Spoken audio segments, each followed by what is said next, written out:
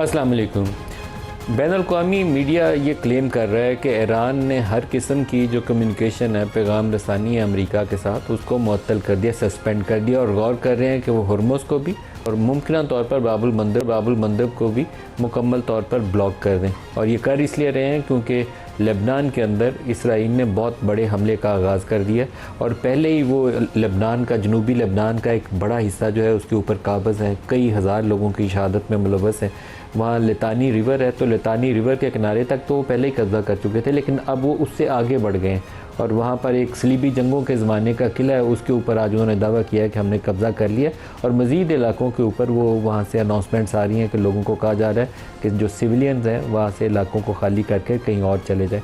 इसी तरीके से जो गज़ा का 70% इलाका है उसके ऊपर वो कह रहे हैं कि हम काबिज़ हो जाएंगे। इसराइली फ़ौजों को नेतन्याहू ने इसका हुक्म दे दिया और इसके ऊपर पूरी दुनिया खामोश है। कुछ एक दो छुपे छुपाए आपको बयानात नज़र आ जाते हैं यूरोपियन यूनियन के कि इसराइल रुक जाए, इस इक़दाम से बाज आ जाए, लेकिन जितनी शिद्दत उसको अगर किसी मुस्लिम दुनिया के मुल्क ने ये काम किया होता उसमें नज़र आती, वो शिद्दत या वो तेज़ी या वो दावा कहीं नज़र नहीं आता। यूनाइटेड नेशंस ने एक रिपोर्ट जारी की है जिसमें उन्होंने कहा कि इसराइली फ़ौजी जो है वो जिनसी नौयत के जराइम में मुलव्वस है और उसको एक ब्लैक लिस्ट के अंदर उन्होंने पहली दफ़ा शामिल कर दिया। और ये गज़ा के हवाले से अभी बाकी इलाकों की तफसीलात आएंगी तो वो मज़ीद उसको एक्सपेंड किया जा सकता है, लेकिन उसके ऊपर भी यूरोप पूरा खामोश है, अमेरिका पूरा खामोश है, बल्कि वो अभी भी इसराइल की पुष्टपनाही कर रहे हैं। जो कुछ वो ईरान में कर रहा है, गज़ा में कर रहा है, लेबनान में कर रहा है। इस फ्रांस ने आज कहा कि यूएन सिक्योरिटी काउंसिल का इजलास होना चाहिए। यूरोप से एक दो मुल्कों ने कहा कि जंग रुकनी चाहिए, लेकिन कोई आगे बढ़कर उसका हाथ रोकने को तैयार नहीं है। उसके साथ वैसे ही वसले की ख़रीदो फ़रोख्त, माली लेन देन, सब चीज़ों के अंदर वो बड़े खुश हैं कि उनके साथ इसराइल के मरासिम ऐसे ही चलते रहे। मुस्लिम दुनिया को इसके ऊपर कुछ काम करना पड़ेगा। खामोशी से बैठे रहेंगे तो जितना जुल्म वो गज़ा में कर रहा है, जो अब लेबनान में कर रहा है, वो जो ग्रेटर इसराइल के अज़ाइम है वो वैसे ही आगे बढ़ते जाएंगे। ईरान की इस अनाउंसमेंट के बाद जो उन्होंने कहा कि हम अमेरिका से किसी किस्म का रब्ता नहीं रखेंगे, उसके बाद एकदम से तेल की कीमतों में आग लग गई है। कोई $100 के करीब पहुंचने वाली है, कोई $93-94 पे WTI चला गया जो अमेरिकी मार्केट के खाम तेल की कीमतें, और इसी तरीके से जो ब्रेंट क्रूड जो यूरोप की मार्केट की प्राइस है वो 96-97 के करीब पहुंच गई है और इसी तरीके से स्टॉक मार्केट उनकी जो है वो दबाव में आ गई हैं। तो ये दुनिया को मालूम है कि किस डायरेक्शन में जाएंगे, कौन सा तबाही वाला रास्ता है, अगर ये बातचीत टूटती है तो किस तरफ आगे बढ़ना है। लेकिन अभी तक दुरुस्त रास्ते और दुरुस्त चॉइस लेने में यूएस प्रेसिडेंट डोनाल्ड ट्रंप मुकम्मल तौर पर नाकाम नज़र आते हैं। लास्ट वीकेंड के ऊपर जो ख़बर थी कि हम एक मुआहदे के करीब हैं और हरमुज़ खोलने के ऊपर गौर कर रहे हैं, और वो जब गए अपने उसी सिचुएशन रूम में जिसके बाद तवक्को थी कि शायद वो मुआहदे के हवाले से कुछ ऐलान करेंगे, तो नेतन्याहू कभी ये नहीं चाहते कि ये मुआहदा हो जाए। तो जो कम्युनिकेशन उनकी अपने इत्तेहादियों से हुई, जो यकीनन उसके अंदर सबसे ज़्यादा वज़न इसराइल का होगा, उसके बाद डोनाल्ड ट्रंप दोबारा बैकआउट कर गए उससे और दोबारा मज़ीद सख्त शराइत के साथ आए हैं। ये बार बार हो रहा है, एक कदम आगे बढ़ते हैं फिर दो कदम पीछे हट जाते हैं, और इस दफ़ा सूरत हाल मुझे लगता है कि बहुत ज़्यादा ख़राब है। अमेरिका के पास हमला करने की भी चॉइस नहीं है और मुआहदा करने के लिए वो लगता है कि वो विल पावर नहीं है जो उसको दरकार है, क्योंकि जो दावे और जो क्लेम थे कि हम सब कुछ लेके वहाँ से उठेंगे, वो कुछ मिल नहीं पा रहा। और आज तो BBC इंटरनेशनल ने एक रिपोर्ट, तहकीकाती रिपोर्ट शाया की है जिसमें वो कहते हैं कि कम से कम 20 से ज़ायद 20 या 28 तक ऐसी मिलिट्री साइट्स हैं उनकी इस इलाके के अंदर, छावनियाँ उनकी अमेरिका की, जिनको ईरान ने इस जंग के दौरान नुकसान पहुँचाया। और उन्होंने कहा कि जिस इंटरनेशनल सैटेलाइट से वो इमेजेस हासिल करते थे प्लैनेट, उसको भी अमेरिका ने कहा कि ये रुक जाएं, अभी आपने किसी न्यूज़ ऑर्गेनाइजेशन को ये इमेजेस नहीं देने। लेकिन उन्होंने जो अवेलेबल इमेजेस थे और जो दूसरे इंडिपेंडेंट सोर्सेज से वो ले सकते थे, उसको लेते हुए तस्दीक की कि 20 कम से कम और 28 तक मुख्तलिफ साइट्स हैं जिसमें उनकी वो थर्ड मिज़ाइल सिस्टम, जिसके वो बहुत बड़े दावेदार हैं, $1 अरब का सिस्टम है कि इससे जदीद निज़ाम है कोई नहीं एयर डिफेंस के लिए, तो उसकी साइट्स को भी तबाह करना उसके अंदर शामिल है। इन तमाम इशूज़ को डिस्कस करने के लिए आज के प्रोग्राम में हम शख्सियात में खुर्रम दस्तगीर साहब रहनुमा PMLN से, बैरिस्टर उमैर नियाज़ी साहब रहनुमा पाकिस्तान तहरीक इंसाफ से, इसके अलावा सरदार मसूद खान पाकिस्तान के नामवर सफारतकार और फॉर्मर प्रेसिडेंट AJ के, सबको प्रोग्राम में खुश आमदीद कहते हैं। मसूद साहब आपसे आगाज़ करूँगा, जो रिसेंट डेवलपमेंट है लेबनान वाली और ईरान की अनाउंसमेंट, आपका तजिया इसके हवाले से। इसमें मैं ये कहूँगा कि इसराइल कामयाब हो रहा है और इसराइल की ये स्ट्रेटजी ये थी कि ईरान के ऊपर हमला करवाया जाए और उसे कुछ अहदाफ थे ईरान के हवाले से, लेकिन असल उसके लबनान और गज़ा और मकबूजा फ़लस्तीन के हवाले से उसमें उसे पे कामयाबियाँ हो रही हैं। और उसमें सबसे जो उसका बड़ा मकसद है वो ये है कि सारी दुनिया की तवज्जो जो है इस वक्त ईरान की तरफ मबजूल हो गई है, और वो इससे फ़ायदा उठाते हुए ये एक किस्म का उसके लिए, और अमेरिका ने उसे प्रोटेक्टिव कवर दिया हुआ है in the name of so called सीज़ फायर्स। और उनमें से जो ना गज़ा की सीज़ फायर काम कर रही है, ना जो है लबनान की है, क्योंकि वहाँ जो लबनान में और गज़ा दोनों में उसके ऑपरेशंस बैक वक्त आगे बढ़ रहे हैं। तो इसलिए वो एक नई स्ट्रेटेजिक रियलिटी कायम करना चाहते हैं। और उसकी एक मिसाल ये है कि जब भी कभी कोई गज़ा में कोई इस किस्म का कोई वाक़या होता था तो अरब वर्ल्ड में बड़ा शदीद रद्द अमल होता था, और इसी तरीके से लबनान में जब भी उनकी पेशकदमी होती थी इसराइली फ़ौजों की, या कोई इस किस्म का कोई कदम वो उठाते थे, तो न सिर्फ मज़ाहमत होती थी बल्कि रद्द अमल होता था। इस वक्त उन्होंने ऐसी सूरत हाल पैदा कर दी है कि ख़ुद अरब दुनिया में और ख़ास तौर से खलीजी रियासतों में तकसीम पैदा कर दी है, और वो ख़ास तौर से यूएई जो है उनके साथ मिलकर काम कर रहा है।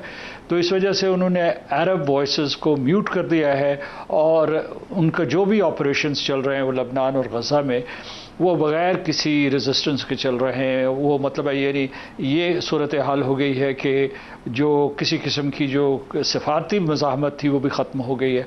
अच्छा, ये सूरत हाल पूरी की पूरी जो है ख़ित्ते के लिए बहुत नुकसानदेह है। कल ही वज़ीर आज़म नेतन्याहू ने बयान दिया है कि हमारे हमले यानी जो इसराइल के हमले हैं वो लबनान में, शाम में और गज़ा में बैक वक्त जारी हैं, और उन्होंने कहा कि ये हमले जो है इसराइल को उसकी सलामती के लिए जो है एक किस्म की सिक्योरिटी बेल्ट है। ये जो सारे का सारा है ये सिनारियो, जैसा कि आपने ख़ुद इशारा किया कि किस तरीके से ग्रेटर इज़राइल के एजेंडे में फ़िट होता है।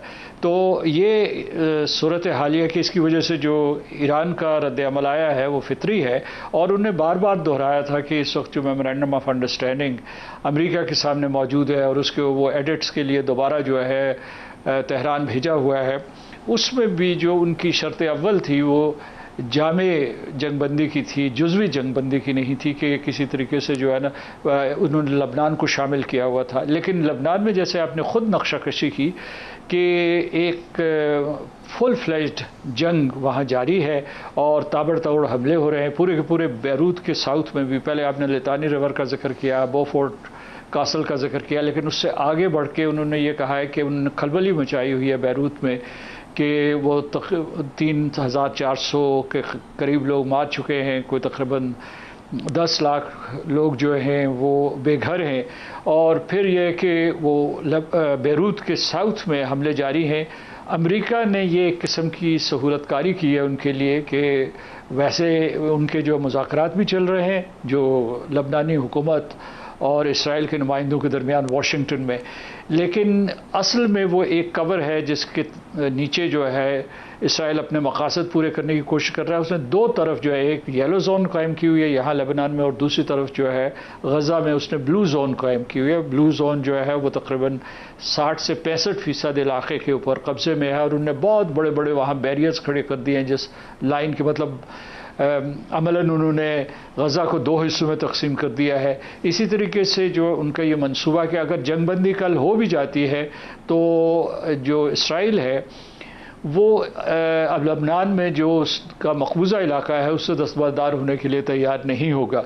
तो मैं समझता हूँ इस सूरत हाल में एक दफ़ा फिर जो मुज़ाकराती अमल था या सालसी का अमल था वो मखदूश हो गया है, क्योंकि सदर ट्रंप जो है अगरचे वो चाहते हैं कि किसी किस्म का कोई मुआहिदा हो जाए, मेमोरेंडम ऑफ अंडरस्टैंडिंग के ऊपर दस्तखत हो जाए, लेकिन इन हालात में वो बेबस नज़र आ रहे हैं, और उसके अलावा बेबस यानी इसराइल के हाथों बेबस नज़र आ रहे हैं। जी खुर्रम साहब, सूरत हाल पहले से बिगड़ गई है और मुझे लगता है कि इस दफ़ा ज़्यादा गलत समत में हम दुनिया जो है ज़्यादा तेज़ी के साथ आगे निकलने का ज़्यादा ख़तरा पैदा हो गया, क्योंकि जब आप बंद गली में आए ना तो कोई एक रॉन्ग स्टेप आपको डिस्ट्रक्शन की तरफ ले जाता है, और मुझे लगता है कि वो रॉन्ग स्टेप इस वक्त ज़्यादा ख़तरा है उसका as compare to 2 weeks ago. Khurram साहब। जी बिल्कुल, इसमें कोई शक नहीं है, लेकिन देखिए ना, अब ये भी साथ खबर है कि अमेरिकी फोर्सेस ने कुछ 70 कमर्शियल शिप जो है वो आबनाए हुर्मुज़ से गुजारे हैं पिछले 3 हफ्ते में, ये उनका दावा है। तो दोनों साइडें जो हैं वो अगरचे हम उसे कह सकती हैं कि एक स्ट्रेटेजिक एग्जॉस्शन का शिकार हो गए, लेकिन दोनों अपने अपने अंदरूनी जो खलफशार है, अमेरिका के अंदर अपना एक खलफशार है, ईरान के अंदर अपना खलफशार है, उसकी वजह से वो फैसला नहीं हो रहा जिसकी असल में जो ख्वाहिश थी और जिसके बारे में हमने डिस्कशन भी किया आपके शो पे पहले, कि जो मुआशी मामला है उसको उसकी तरफ पहले पेशरफ्त कर ली जाए, जो यानी आबना हुर्मुज़ का खोलना और खुला रहना, और उसके जो बराबर फिर ईरान के ऊपर कुछ जो उसकी मुआशी पाबंदियां हैं उनमें नरमी आना। ये जो डील थी ये टेबल पर थी और इस पर बहुत गुफ्तगू हुई, लेकिन अब अगर अमेरिका ने भी अब इस पे जो है वो कहते हैं ना मैक्सिमल अपनी एफर्ट कोशिश कर रहे हैं, बार बार न्यूक्लियर मटेरियल्स का जिक्र करते हैं।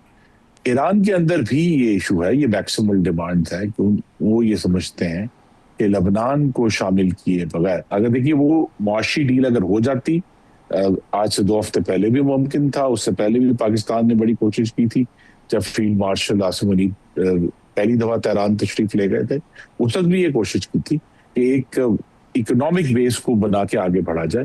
लेकिन जब मैक्सिमल डिमांड्स आती हैं तो फिर वही हो रहा है जो इस वक्त हम देख रहे हैं कि ताखीर हो रही है और ऑयल मार्केट्स जो हैं वो बढ़ रही हैं। जिस रिपोर्ट का आपने जिक्र किया, अगर से वो कोई एक नीम सरकारी सी एजेंसी है ईरान की, जिसे तस्नीम के नाम से, उन्होंने अब कह दिया कि ईरान ने जो है वो पीस टॉक सस्पेंड कर दिए। अब अमेरिका अपनी तरफ से तो ये कह रहा है कि जी हमारे ऊपर तो जो है कुवैत में फिर जो है उनके ऊपर बैलिस्टिक मिसाइल दागे गए हैं, और तो ये मामला जो है वो इस वक्त दोनों ममालिक की जो क़ियादत है उसके अंदर अब जब क्लैरिटी ऑफ थॉट नहीं है, वो वाज़ेह नहीं है कि उन्होंने आगे आगे कैसे बढ़ना है। अमेरिका के ऊपर इसराइल का प्रेशर है, अगर हम सब ये समझ सकें, ईरान के ऊपर लबनान का प्रेशर है या हिजबुल्लाह का प्रेशर है। तो अगर उस प्रेशर को जो बैरूनी है उनके असल मामले से, अगर उसको लेकर इस वक्त दोनों जो फ्री कैन है वो अब एक समझें कि डेडलॉक का शिकार हो गए, और नुकसान तो ऑफ कोर्स पूरी दुनिया का हो रहा है, क्योंकि मलिक साहब ये जो मामला है कि सिर्फ ऑयल का इशू तो नहीं है, ऑयल के अलावा भी नॉन एनर्जी एक्सपोर्ट्स हैं पूरी दुनिया में। अब एक तो उसका कॉन्सिक्वेंस ये हुआ है कि पूरी दुनिया जो है अब उसके मुतबादल ढूंढ रही है कि अगर हमें सल्फर यहाँ से नहीं मिलेगा तो हम कहाँ से लेंगे, हीलियम यहाँ से नहीं मिलेगा तो हम कहाँ से लेंगे, खाद यहाँ से नहीं मिले।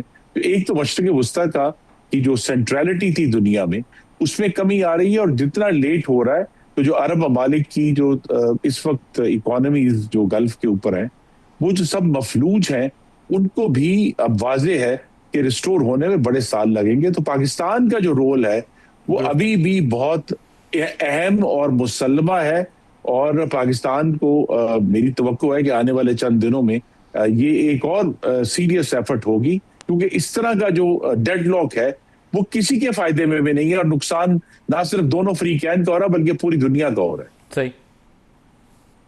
बैरिस्टर उमैर साहब डेड लॉक लफ्ज़ इस्तेमाल कर रहे हैं खुरम साहब, और यकीनन कैफियत इस वक्त डेड लॉक वाली है, क्योंकि लबनान के अंदर इसराइल ने जो काम किया उसने एक तरफ से अगर ईरान में उसका बस नहीं चला था तो उसने लेबनान वाला फ्रंट खोल के दोबारा उसको कोशिश की है कि उस वाले बॉर्डर को भी दोबारा गरमा दे।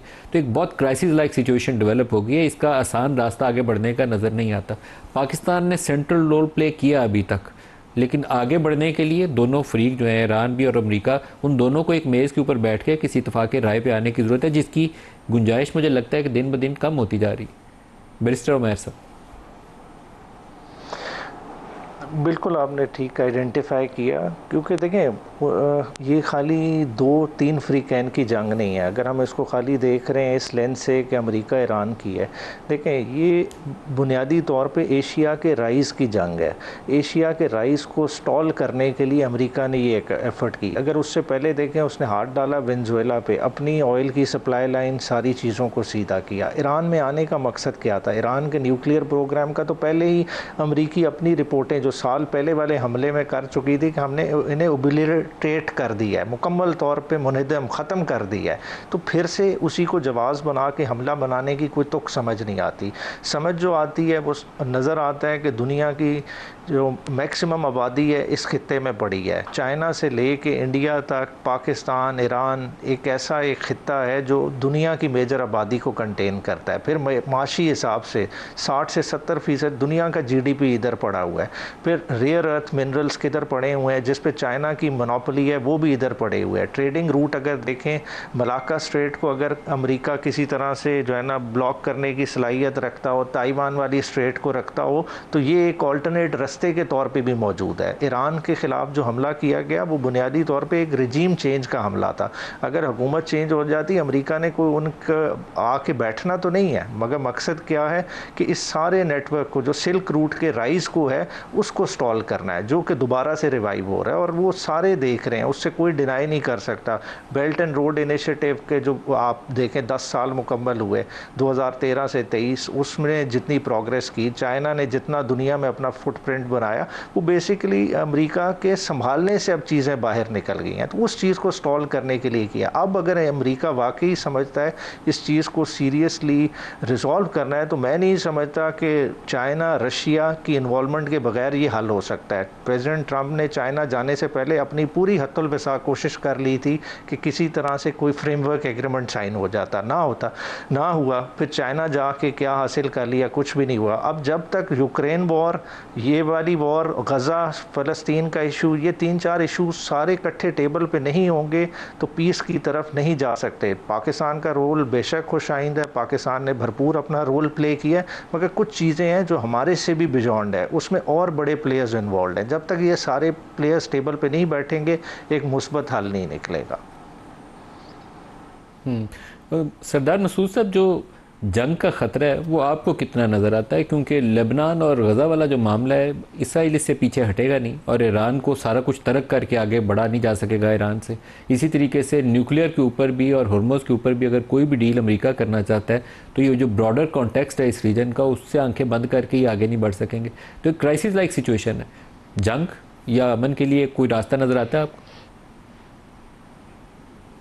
मेरा ख्याल है कि ये जंग दोबारा नहीं होगी, ख़ास तौर से अमेरिका जो है हमला नहीं करेगा और ना ईरान उसके लिए तैयार तो है लेकिन ख्वाहिशमंद नहीं है। यानी मतलब उनके यहाँ भी जो है जंग से बड़ी तबाही और बर्बादी हुई है। लेकिन आपने सही निशानदेही की और बाकी दो शुरका ने भी बड़े तफसील से ये बात बताई है कि आप ये देखिए इसमें कॉरेलेशन है कि बराह रास्त ताल्लुक़ है।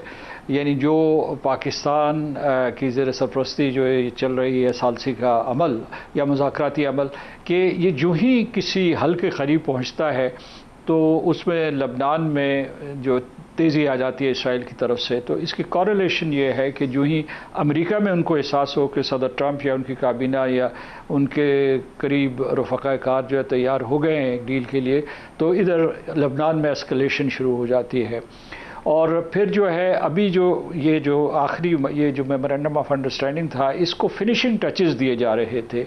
और दूसरा ये है कि एक लीवर तो ये इस्तेमाल करते हैं जो लेबनान का है, दूसरा लीवर जो है इसराइल के पास है वो अमेरिका के अंदर है। आपने देखा होगा कि किस तरीके से जो ही मेमोरेंडम ऑफ अंडरस्टैंडिंग पहुंचा वहाँ उसके जो आखिरी वर्जन पहुंचा था सदर ट्रंप के पास गुज़श्ता हफ्ते, उन्होंने खुशी का इजहार किया और उसके बाद जो है उनकी बॉडी लैंग्वेज ये इशारे दे रही थी कि वो उसे मानने के लिए तैयार हैं थोड़ी सी तरमीम के बाद।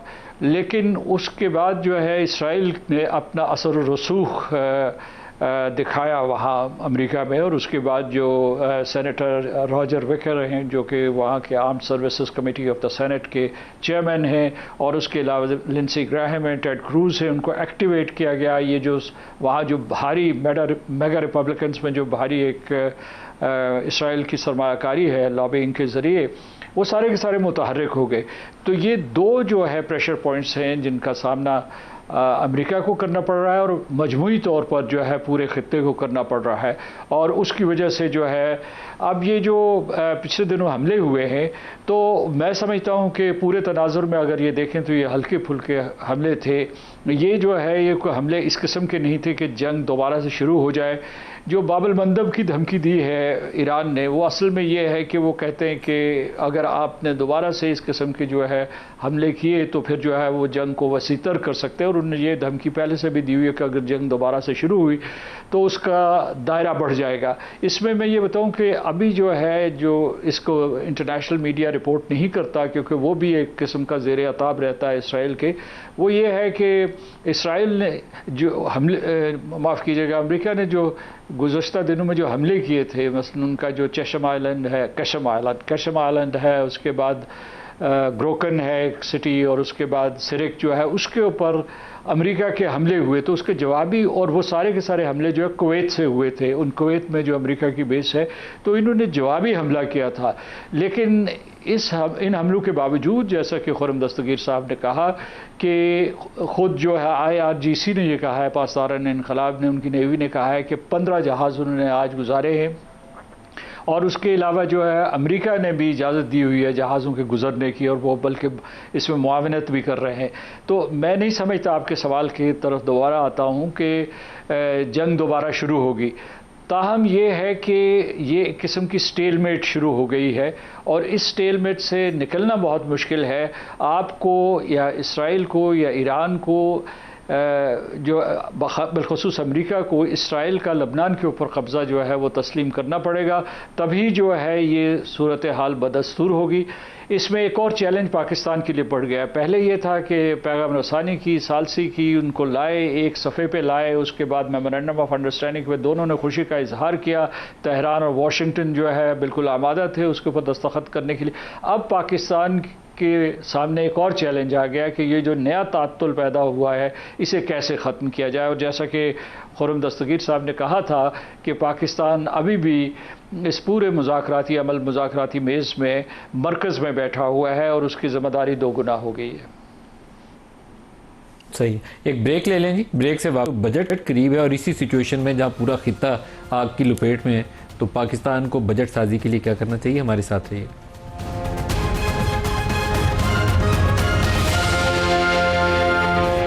प्रोग्राम में दोबारा खुशामदीद कहते हैं। बजट सर के ऊपर है, और पाकिस्तान एक ऐसे शिकस्त खोरता, मैं लफ्ज़ इस्तेमाल कर रहा हूँ, इकनॉमिक सिस्टम के ऊपर खड़ा है कि जिसके लिए आगे बढ़ने का कोई रास्ता ही नहीं है। ग्रोथ 2-2.5% है पिछले 3 सालों की, और उतनी ही हमारी पॉपुलेशन ग्रोथ रेट है। हुकूमत रिफ़ॉर्म नाम की कोई चीज़ जानती नहीं है। जो रिफ़ॉर्म का जिक्र आता है कि आपका सर्कुलर डेट बहुत बढ़ गया, तो कहते हैं बिजली का रेट और बढ़ा दो। वो कहते हैं टैक्स में शॉर्टेज आ गई है, तो पहले टैक्स रेट बढ़ा रहे थे, 40% सैलरी से कटता है और 50-60% बिजनेसेस से कटता है। वो अब उसका दूसरा रास्ता उन्होंने ये ढूंढ लिया है कि इधर से नहीं पूरा हो रहा, तो पेट्रोलियम लेवी में मुसलसल इजाफा करते जाओ। दुनिया में कीमतें चढ़ रही हैं, हम साथ लेवी भी लगा रहे हैं और वो भी बढ़ा रहे हैं। तो कौन सी ऐसी दुनिया की साइंस है, कौन सा ऐसा इकनॉमिक मॉडल है जिसमें टैक्स रेट आपका हाईएस्ट हो, आपकी बिजली की कीमतें हाईएस्ट हो, और आप साथ दावा कर रहे हो कि आपकी ग्रोथ होगी? कोई तरीका है ही नहीं। FDIs नाम की चीज़ पाकिस्तान में कई सालों से वैसे ही देखने में नज़र नहीं आती। G2G कुछ आपके चाइना के साथ CPEC के नीचे पैसा आ गया हुआ है, अदरवाइज़ आपकी FDI भी नहीं आती। तो कौन सा रास्ता है पाकिस्तान को तरक्की के रास्ते पर डालने का, इकनॉमिक अपॉर्चुनिटीज़ और जॉब्स पैदा करने का? 11.7% इन्फ्लेशन है। अब स्टेट बैंक जो है एक दफ़ा पॉलिसी रेट पहले बढ़ा चुका है, और अगर यही सूरत हाल रही तो वो दोबारा बढ़ा देगा। तो अब पट्ठा बिठा दें, पूरा इकॉनमी आगे नहीं चलेगी इस तरीके से।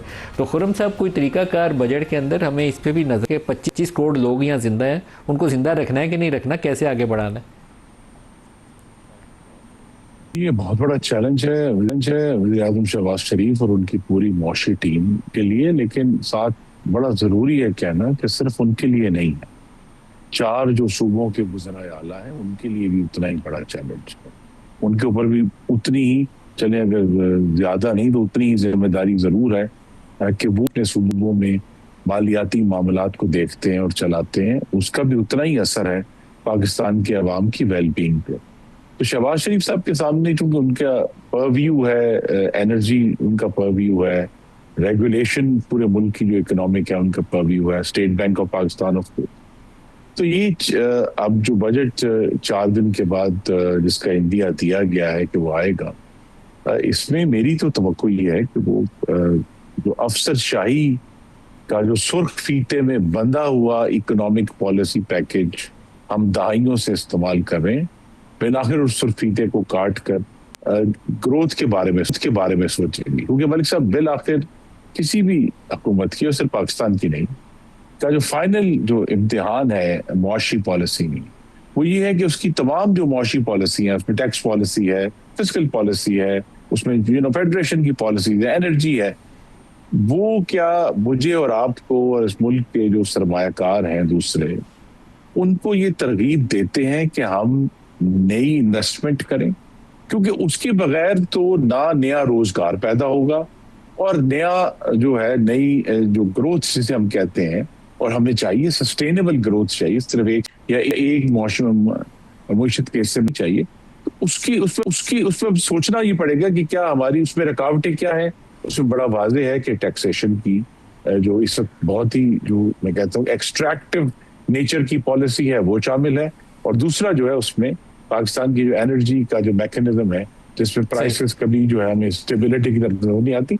ये दो चैलेंजेस हैं, टैक्सेशन और एनर्जी। अगर इसको वो टैकल करेंगे जैसे मेरी तवक्को है 5 तारीख वाले बजट में, तो मुल्क आगे बढ़ेगा, वरना हम इसी स्टैग्नेशन का शिकार रहेंगे। बैरिस्टर उमैर नियाज़ी साहब, आप क्या कहते हैं? ये तो पिछले पता नहीं दहाइयों से हम सोचते हैं कि कभी हमारे यहाँ टैक्सेशन रिफॉर्म्स होंगी, एनर्जी सेक्टर रिफॉर्म्स होंगी, लेकिन हमारी रिफॉर्म घूम फिर के आके टैरिफ इंक्रीज़ पे ही ख़त्म होती हैं। इसके अलावा कोई रिफॉर्म नहीं आती। टैक्स रेट की इंक्रीज़ के ऊपर अभी देखें ग्रोथ बैठी हुई है, तो खबरें क्या चल रही हैं पता नहीं करेंगे या नहीं, लेकिन खबर ये चल रही है कि GST का रेट 18% से बढ़ा के 19% कर देते हैं क्योंकि टैक्स टारगेट पूरा नहीं होता। मतलब लोगों को ज़िंदा नहीं रहने दें आप, कोई हर तरीका ढूंढें जिससे उनका गला ही दबा दें आप। उमैर साहब। अच्छा, ज़िंदा रहने से पहले एक और चीज़ है कि हमने अपने जो सिटीज़न हैं उनको इतना मेल नरिश रखा है ओवर द ईयर्स कि हमारी जो जनरेशन है, एक स्टंटेड जनरेशन, जो 2018 में एक न्यूट्रिशन का सर्वे हुआ था, उस वक्त के फिगर्स उठा के अब वो बच्चे जो टीनेजर थे, वो बच्चे थे, आज वो टीनेजर बन गए हैं। क्या वो एम्प्लॉयबल भी हैं कि नहीं है? हम इफ़ेक्टिवली एक ऐसी 25 करोड़ के अवाम रेज़ कर रहे हैं जिसमें मोर देन हाफ डिसफ्रेंचाइज्ड है, जिसका जीडीपी की तरफ तो हिस्सा ही नहीं है। मतलब वो मेल नरिश भी है, वो ना कमा रही है, ना उसके वसाइल हैं, उसका मुल्क के तरक्की के साथ कोई जोड़ ही नहीं है। हमें पहले किस चीज़ का अहाता करना है? हमने देखना है कि हमारे चैलेंजेस क्या हैं, हमने अपने लोगों को किस तरह से पहले अपने पैरों पे खड़ा करना है। सेकेंडली, जो क्लाइमेट चेंज का इम्पैक्ट है हम पे, हम उसको कभी फैक्टर इन ही नहीं कर रहे। हर साल बिलियंस ऑफ डॉलर्स का हमारा नुकसान हो रहा है। ग्रीन हाउस गैसेज में हम 1% खाली कंट्रीब्यूट करते हैं, हमारा हर साल नुकसान होता है, वो किसी तरफ नहीं जाता। फिर हमारा जो बजट बनता है, वो बजट बनता किसके लिए है? समझ से बाहर है। मतलब 17 ट्रिलियन का बजट है, उसमें 8 ट्रिलियन आपने डेट सर्विसिंग के लिए दे दिए, 2.5 से 3 ट्रिलियन आपका चला गया डिफेंस की तरफ, खाली 1.5 ट्रिलियन होता है जो आपका जो डेवलपमेंट का बजट है। उसमें आप यही हेल्थ बाकी चीज़ों को उठाएं तो बंदे को रोना आता है कि हम मुल्क को चला किस तरह से रहे हैं। मुल्क किस तरह से नहीं चलेगा। हमें सबसे पहले सोचना है कि ओवर द ईयर्स हमारे बजट फेल क्यों हो रहे हैं।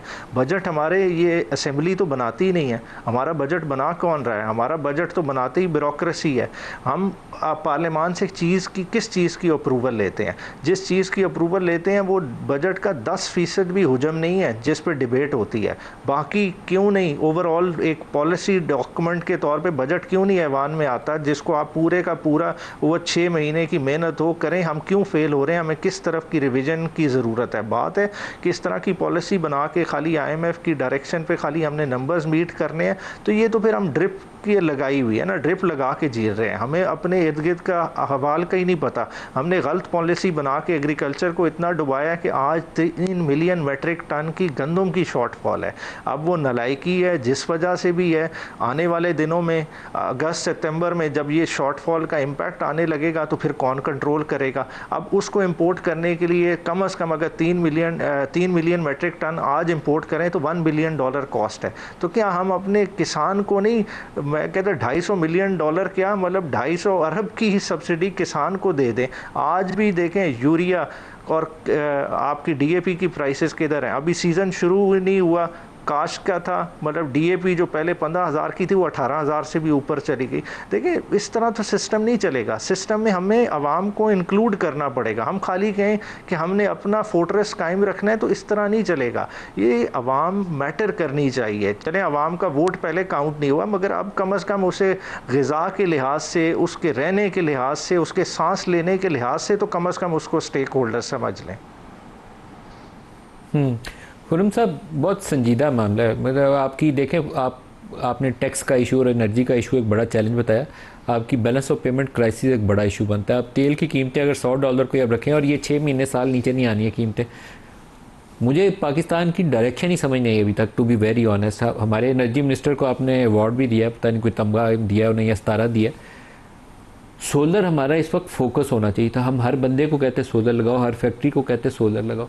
आपने इसी पीक क्राइसिस के अंदर पूरी कोशिश की है कि सोलर से दुनिया हट जाए, कहीं दूर चली जाए, सोलर को ही छोड़ दे। और हमें चाहिए इम्पोर्टेड फ्यूल से छुटकारा और उसके अल्टरनेट एनर्जी सोर्सेज के ऊपर लोग कन्वर्ट हो जाए जो अपने पैसे से जा रहे थे। हमने उसको भी रोकने की, रुकावट डालने की पूरी कोशिश की है। हमारी कुछ तो राह दुरुस्त होनी चाहिए खुर्रम साहब। जी, इकोनॉमिक पॉलिसी अभी तक तो ये बात वाज़ेह है कि पाकिस्तान में सिर्फ और सिर्फ IMF को सेटिस्फाई करने के लिए हम बना रहे हैं। और आर्ग्यूमेंट जो मैं भी सुन चुका हूँ, मैं IMF से नेगोशिएट भी कर चुका हूँ 2022-23 में, वो यही है कि पाकिस्तान की जो सिचुएशन है वो इतनी इस वक्त दिगरगू है कि हमें ये कॉम्प्रोमाइज़ करने पड़ते हैं। लेकिन ये जो इजी सलूशन है IMF को सेटिस्फाई कर देना, टैरिफ रेस करके, GST रेस करके, ये तो बहुत सालों से आजमा रहे हैं ना। तो ये जो आई थिंक फिर मैं कहूँगा कि शहबाज शरीफ साहब के लिए बड़े एक सीरियस चैलेंज है कि ये सारे जो आसान हल हैं कि लेवी बढ़ा दो, टैरिफ बढ़ा दो, ये अब अपने एक मंतकी हद तक पहुंच चुके हैं। और पाकिस्तान के अवाम भी, हम सब जो है, अगर हमें आगे बढ़ना है तो ये जिसे कहते हैं ना, ये मेना उनको ही उठाना पड़ेगा, वजीर आजम को, कि वो इस पे चाहे IMF से रीनिगोशिएट करें, IMF को ये समझाएं, चाहे वो इस पे भी कहें। मैं इस हद तक जाने के लिए तैयार हूं कि अगर पाकिस्तान की इकोनॉमिक रिस्ट्रक्चर के लिए अगर आप 1 साल TSDP 0 भी कर दें, कोई बात नहीं, ठीक है। लेकिन इशू ये है कि ऐसी रिस्ट्रक्चरिंग करनी है जिससे पाकिस्तान में दोबारा से इन्वेस्टमेंट शुरू हो, दोबारा से रोजगार पैदा होना शुरू हो। उसके लिए यही देखना है कि इकोनॉमिक पॉलिसी खास तौर पे हुकूमत में जब आपने बनानी है तो ये टोटल ट्रेड ऑफ है मलिक साहब, कि आपने अगर यहाँ से फायदा लेना है तो कहीं से आपको नुकसान भी उठाना पड़ेगा। लेकिन अब जो ट्रेड ऑफ का बैलेंस है वो यही है कि पाकिस्तान की जो स्टैग्नेशन है, जिसमें हमारी ग्रोथ कम हो गई है और उसकी वजह से नया रोज जो आई थिंक बुनियादी क्राइसिस है, नया रोजगार पैदा नहीं हो रहा। देखिए, कीमतें तो अब एक जिस लेवल पर आ गई हैं, उसमें आप देखिए कि सब्जी और जो फ्रूट है उसकी कीमतों में कमी भी आई है। नया रोजगार खुर्रम साहब क्या पैदा होना है? जो मौजूदा रोजगार की परसेंटेज है उसको काफ़ी मुश्किल काम है। इसके ऊपर दोबारा आइंदा प्रोग्राम में बात करेंगे। खुर्रम दस्तगीर साहब, सरदार मसूद साहब, बैरिस्टर उमैर नियाज़ी साहब, सबका शुक्रिया। आज के लिए इतना ही इजाज़त दीजिए। अल्लाह हाफ़िज़।